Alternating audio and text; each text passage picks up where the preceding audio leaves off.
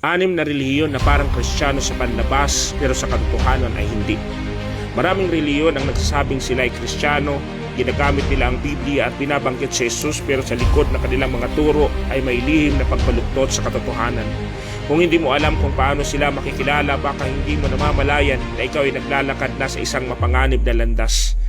Nagbabala ang Biblia sa 2 Korinto Kapitulo 11, versikulo 13 hanggang 14, sapagkat ang kanyang mga tao ay mga bulaang apostol, magdarayang manggagawa na nagpapanggap ng mga apostol ni Kristo at hindi nakapagtataka sapagkat si Satanas man ay nagpapanggap na anghel ng liwanag.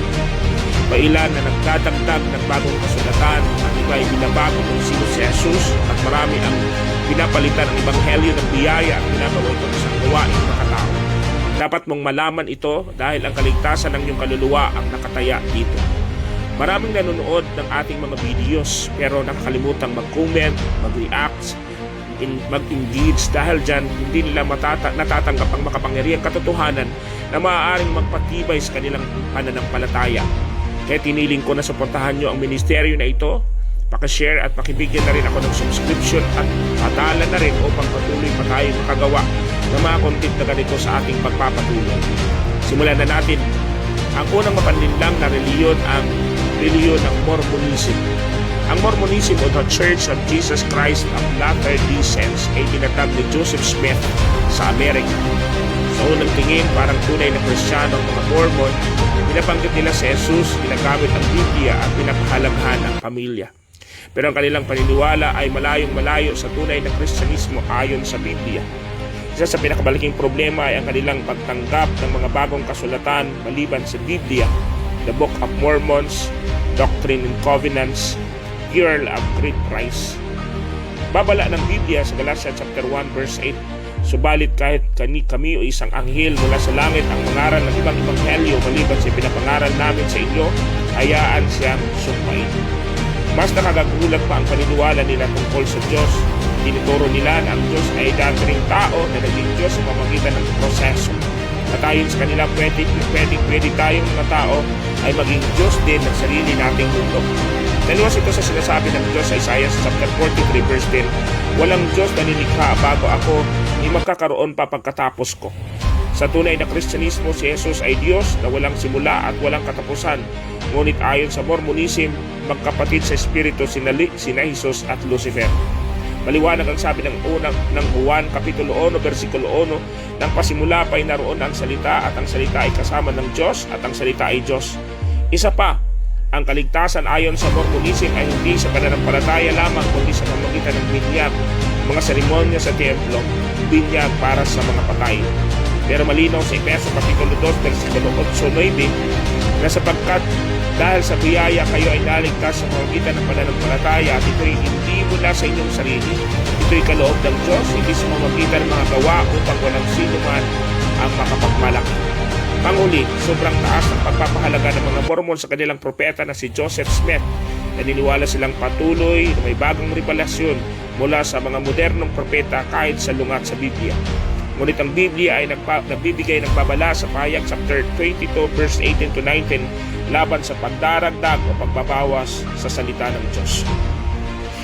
Ikalawa, Jehovah's Witnesses. Ang Jehovah's Witnesses ay tinatag ni Charles Taze Russell noong huling bahagi ng ika-19 na siglo. Sa panlabas, mukhang masigasig sila sa pagbabasa ng Biblia at pag-i-evangelize, pero ang kanilang doktrina ay malayo sa aral ng tunay na Kristyanismo. Isa sa mga babala ay ginagamit nila ng sariling salin ng Biblia na tinatawag na New World Translation o NWT. Binago nila ang mga mahalagang talata para ipasok ang kanilang paniniwala. Halimbawa, 1 Kapitulo 1, versikulo 1, sa karaniwang Biblia ang salita ay Diyos, pero sa NWT ang salita ay isang Diyos. Maliit na titik na capital D. Binabawasan nito ang pagka-Diyos ni Kristo, daliwas ito sa Colossians chapter 2 verse 9, sapagkat sa Kanya nananahan ang kapuspusan ng pagka-Diyos sa anyong katawan. Hindi rin sila naniniwala sa Trinidad. Para sa kanila, si Jesus ay hindi Diyos kundi isang nilikha. Si Michael the Archangel daw siya. Pero sa Hebrews chapter 1 verse 6, at muli ipakilala niya ang panganay sa sanlibutan, sinabi niya, sampahin siya ng lahat ng mga anghel ng Diyos Kung si Jesus ay simpleng anghel lang, bakit siya sinasamba ng mga anghel? Dagdag pa, ang turo nila tungkol sa kaligtasan ay limitado lamang sa 144,000 katao na makakapasok sa langit at ito raw ay mananatili dito sa lupa. Ito ay maling interpretasyon ng pahayag chapter 7 sa Romans chapter 10 verse 30. Malinaw ang bawat tumatawag sa pangalan ng Panginoon ay maliligtas. Hindi rin sila naniniwala sa impyerno. Ang mga tumatanggi sa Diyos ayon sa kanila ay basta na lang mawawala o cease to exist. Pangatlo, ang Iglesia ni Cristo or INC. Ang Iglesia ni Cristo ay tinatag ni Felix Manalo sa Pilipinas noong 1910. Isa sila sa mga pinakaktibong grupo sa bansa na kilala sa kanilang mga malalaking gusali at organisadong pagsamba. Bagamat ginagamit nila ang Biblia at binabanggit si Jesus, ang kanilang doktrina ay malayong malayo sa tunay na Kristyanismo. Una, itinuturo ng INC na si Jesus ay hindi Diyos, kundi isang nilikhang tao lamang.